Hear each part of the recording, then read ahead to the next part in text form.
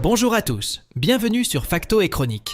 Si vous n'êtes pas encore abonné, veuillez vous abonner et n'oubliez pas d'activer la cloche de notification pour ne rien manquer. Aujourd'hui, nous allons parler de l'histoire de Apple. Apple a vu le jour dans un garage lorsque Jobs et Wozniak se sont rencontrés en 1971 et sont devenus amis grâce à leur passion commune pour la technologie. Inspiré par le micro-ordinateur Altair de MITS, Wozniak a créé l'Apple I, qui est devenu le prototype de l'ordinateur moderne. Jobs a vendu son minibus VW pour financer la production de l'Apple I et Wozniak a vendu sa calculatrice à HP. Avec Ronald Wayne, il fonde Apple Computer Inc. en 1976. Alors comment est sorti le premier ordinateur d'Apple ? En 1976, alors que les ordinateurs sont rares, Jobs et Wozniak décident de bouleverser le monde de la technologie avec leur entreprise, Apple Computer Inc. Wozniak crée le premier prototype d'ordinateur, l'Apple I, qui inspire à Jobs un plan d'affaires. Ils risquent tout pour lancer leur premier produit et passent un accord avec ByteShop pour 50 ordinateurs. L'Apple I coûtait 666,66 $, un chiffre devenu légendaire à l'avenir, même si Wozniak aimait simplement répéter des nombres et ne connaissait pas le lien avec le chiffre du diable. L'accord conclu avec ByteShop a permis à la jeune entreprise d'obtenir les crédits nécessaires à l'achat de composants. Et Steve Jobs a continué à travailler à la distribution du logiciel. Cependant, le fondateur initial, Ronald Wayne, n'a pas accepté ce plan risqué et a vendu ses parts pour seulement 500 $. Néanmoins, ce fut le début d'une entreprise légendaire qui allait changer le monde de la technologie pour toujours. Apple I, malgré ses défauts, a été le premier pas vers le succès d'Apple. La start-up fondée par Steve Jobs et Wozniak a débuté dans un petit garage de Los Altos, où ils assemblaient eux-mêmes les ordinateurs sur la table de la salle à manger avec l'aide de leurs amis et de leur famille. Lorsque les ordinateurs étaient prêts, Jobs les amenait au ByteShop, un magasin d'électronique, où le premier marché important a été conclu pour 50 Apple I à 500 $ l'unité. Malgré des performances médiocres et de nombreux défauts, l'Apple I a été assez populaire et la société en a vendu environ 200 unités. Cela a donné à Jobs et Wozniak la confiance nécessaire pour construire et vendre leurs propres ordinateurs. Ils créent la société Apple Computer Inc. le 3 janvier 1977 et commencent à travailler sur le modèle suivant. Un moment clé dans le développement de l'entreprise se produit lorsqu'ils parviennent à attirer le multimillionnaire Mark Kula à se joindre à eux. Il s'intéresse à l'Apple I et apporte à l'entreprise les fonds et les connaissances commerciales nécessaires. Mark Kula est devenu le 3e employé d'Apple et possède un tiers des actions, ce qui a donné à l'entreprise l'élan dont elle avait besoin. En 1977, Apple a présenté son nouveau produit, l'Apple II. Cet ordinateur était réellement innovant, avec des caractéristiques telles que des graphiques en couleur, un stockage sur bande magnétique, jusqu'à 64 K de mémoire, et un écran NTSC haute résolution. Cependant, malgré ces caractéristiques, son prix de 1 300 $ était assez élevé. Peu après sa sortie, l'Apple II a connu un succès fulgurant grâce à sa compatibilité avec le tableur et programme de calcul innovant VisiCalc. Ce programme a généré un 5e des ventes de tous les appareils Apple II et a dépassé les leaders du marché que sont Tandy et Commodore PET. Au cours des 16 années suivantes, Apple a vendu environ 6 millions d'exemplaires de l'Apple II. En 1978, Apple disposait de son propre bureau avec plusieurs employés et, au cours des années suivantes, les revenus de la société ont augmenté rapidement, doublant tous les 4 mois. De septembre 1977 à septembre 1980, les ventes annuelles d'Apple sont passées de 775 000 $ à 118 millions de $, soit un taux de croissance annuel moyen de 533%. Apple est entré en bourse le 12 décembre 1980 au prix de 22 $ par action. Selon EDN Network, les actions de la société, d'une valeur de 4,6 millions de $, ont été vendues instantanément. Et cette entrée en bourse a permis de lever plus de capitaux que n'importe quelle autre introduction en bourse depuis celle de Ford Motor Company en 1956. La plupart des actions sont restées entre les mains des fondateurs de l'entreprise, dont le principal actionnaire d'Apple, Steve Jobs, qui a reçu une fortune de 217 millions de $. Alors quels sont les échecs d'Apple ? En 1979, Steve Jobs et l'équipe d'Apple ont été autorisés à visiter le légendaire centre de recherche et de développement Xerox PARC en Californie. Ils y ont vu un certain nombre d'avancées technologiques, notamment une imprimante laser, une souris d'ordinateur et Ethernet. En échange de la possibilité de visiter le centre, Apple a proposé d'acheter 100 000 actions Xerox à 10 $ chacune. En 1980, cependant, IBM et Microsoft détenaient déjà des parts de marché importantes. Pour faire face à la concurrence dans le secteur des entreprises, Apple a lancé un nouveau produit, l'Apple III. Mais en raison d'erreurs de conception, notamment la suppression des ventilateurs pour réduire le bruit, l'ordinateur a surchauffé et n'a pas été largement adopté. Lors d'une visite à Xerox PARC, Steve Jobs s'est rendu compte qu'à l'avenir, tous les ordinateurs devraient être dotés d'une interface utilisateur graphique similaire à celle qui est couramment utilisée aujourd'hui. Pour concrétiser cette idée, Jobs a commencé à travailler sur une interface utilisateur graphique pour le prochain ordinateur d'Apple, le Lisa. Cependant, en raison de désaccords internes, Jobs a été écarté de l'équipe du Lisa et a été affecté à un autre projet de développement d'un ordinateur Macintosh économique. Le Lisa est sorti en 1983, mais n'a pas réussi à s'imposer sur le marché en raison de son prix élevé et de son support logiciel limité. Au début des années 1980, Jobs a été écarté de l'équipe travaillant sur le projet Lisa chez Apple, mais cela ne l'a pas arrêté. Il a dirigé le développement du Macintosh, le premier ordinateur personnel doté d'une interface graphique intégrée et d'une souris à atteindre le marché de masse. Aujourd'hui, le Macintosh est connu comme l'ordinateur le plus convivial. Bien que le Macintosh utilise un matériel graphique très coûteux, Apple a décidé de le vendre à un prix plus abordable pour les utilisateurs ordinaires, ce qui a contribué à sa popularité. Le spot publicitaire emblématique, réalisé par Ridley Scott, a constitué une percée commerciale, et les graphiques en noir et blanc, ainsi que les capacités visuelles de l'appareil, ont attiré les concepteurs et les utilisateurs de la publication assistés par ordinateur. Le Macintosh a été mis en vente en 1984 au prix de 2 495 $ et était très portable grâce à une poignée de transport spéciale.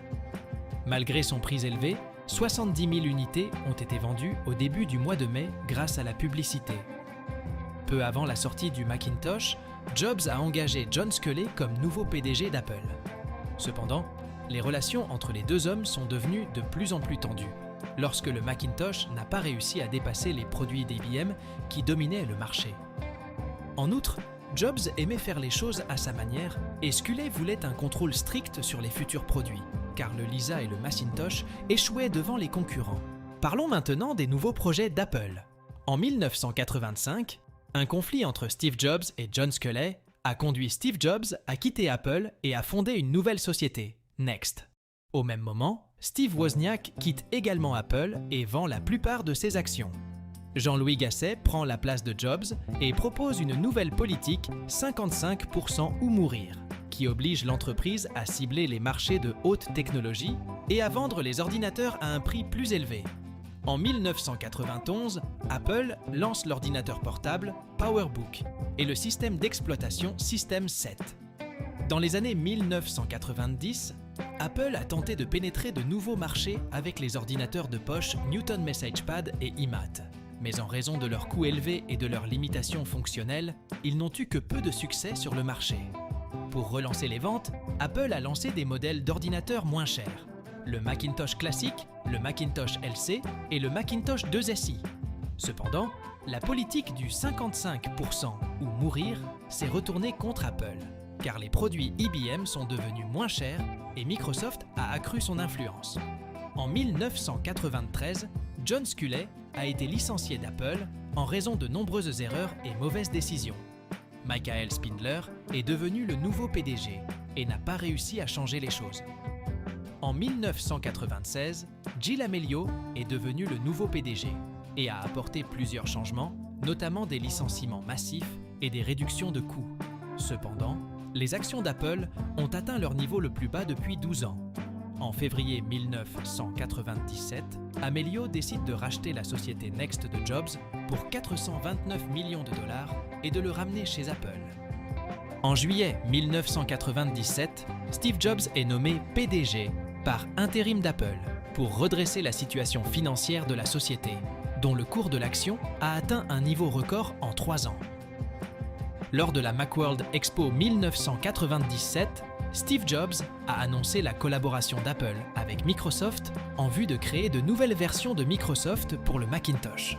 Cette collaboration impliquait un investissement de 150 millions de dollars en actions Apple, sans droit de vote, de la part de Microsoft.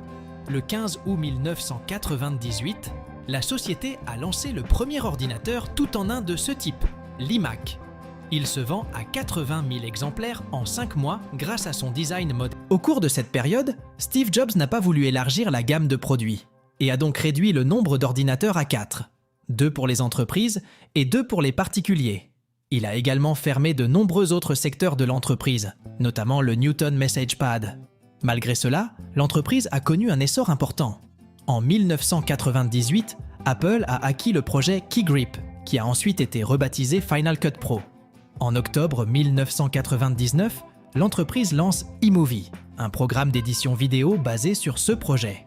En 2001, le système d'exploitation System 7 est remplacé par Mac OS X et l'iPod, lecteur audio numérique portable, est commercialisé avec 100 millions d'exemplaires vendus en 6 ans. En 2002, Apple a acquis 3 sociétés, Nothing Real, Emagic et Astart.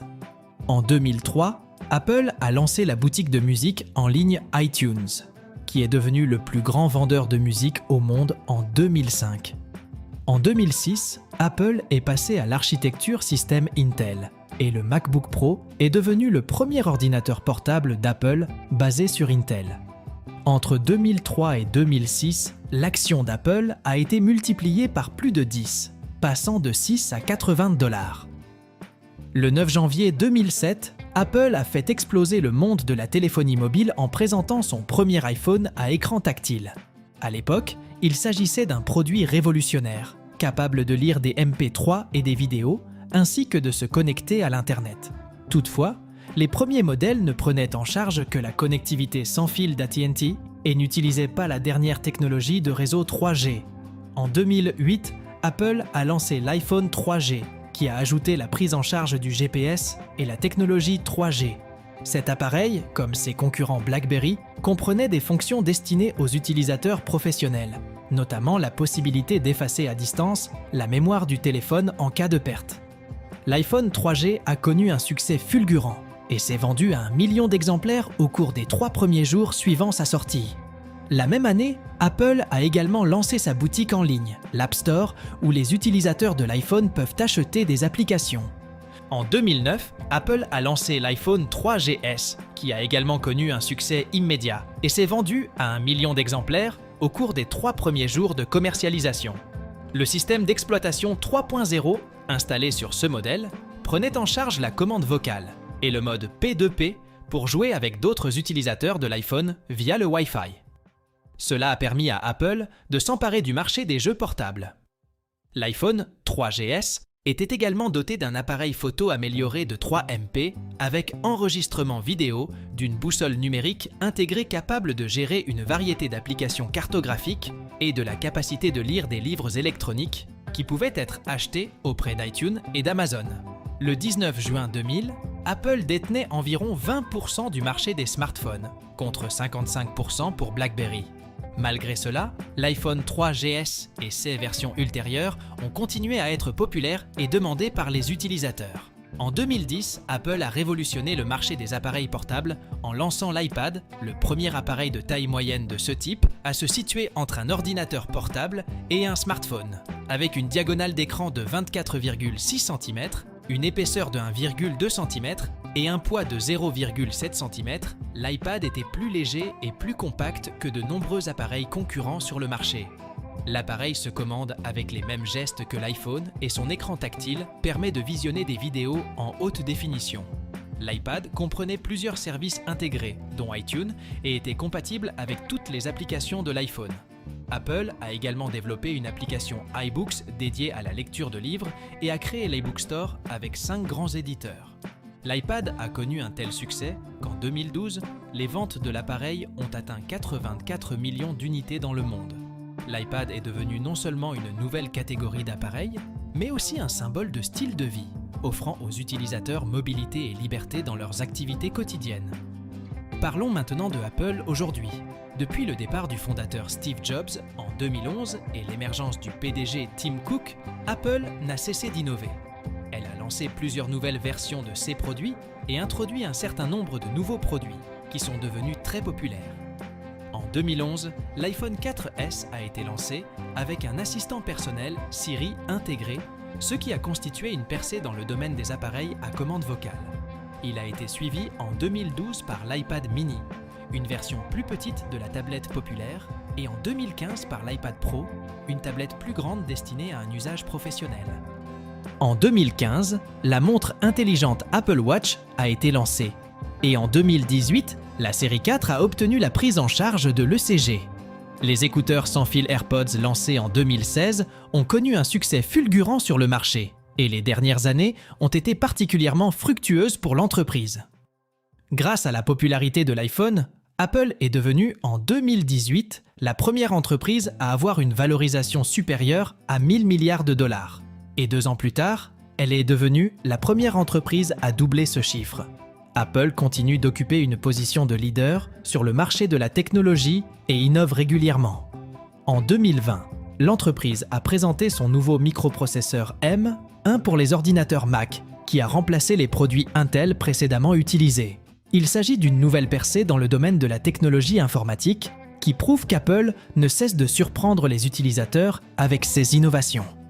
Chaque année, la sortie des iPhones est un événement incontournable dans le calendrier de la téléphonie mobile. Que vous soyez utilisateur ou non de l'écosystème d'Apple, que vous aimiez ou détestiez iOS, l'arrivée des iPhones pose les bases de ce qu'offriront de nombreux autres constructeurs dans les mois ou les années à venir. Les smartphones d'Apple ne sont pas forcément les meilleurs dans toutes les catégories.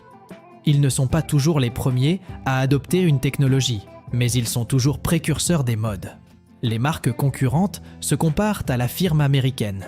Le 12 septembre 2023, la sortie du nouveau smartphone d'Apple a eu lieu. 10 jours plus tard, les ventes mondiales ont commencé. Comme prévu, la gamme iPhone 15 comprend 4 smartphones. 2 basiques, iPhone 15 et 15 Plus, et 2 premium, iPhone 15 Pro et Pro Max. Les versions de base ont été considérablement mises à jour. Elles disposent désormais d'un îlot dynamique au lieu des traditionnelles franges. Elles reprennent également le processeur et l'appareil photo du 14 Pro de l'année dernière. J'espère que cette vidéo vous a beaucoup plu et n'oubliez pas de vous abonner pour ne pas manquer les prochaines vidéos.